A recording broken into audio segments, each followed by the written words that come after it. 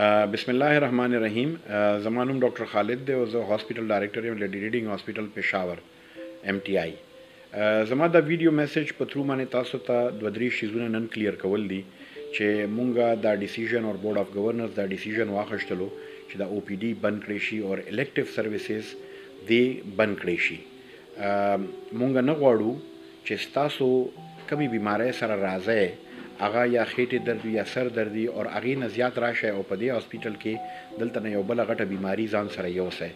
لیډي ریډینګ هسپتال روزانه 6,000 نه واخله 8,000 پورې مریضان صرف په OPD کې ګوري او یو مریض سره 4 نه 15 کسان راځي.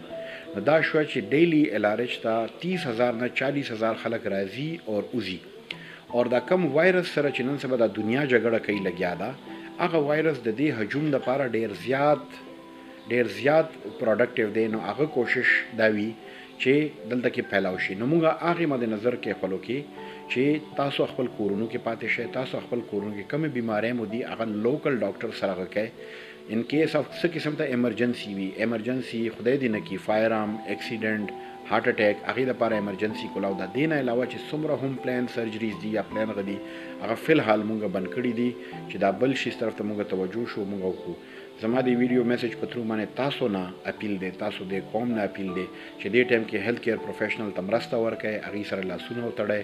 واحد ستاسو هیلث ډپارټمنټ او هیلث میډیا او هیلث پروفیشنل چې څومره دي هغه په کار باندې دي، نورو تقریبا ټولو چوټیانې دي او ستاسو ژوندونو بچکونو دپاره شپه ورځ کار کوي.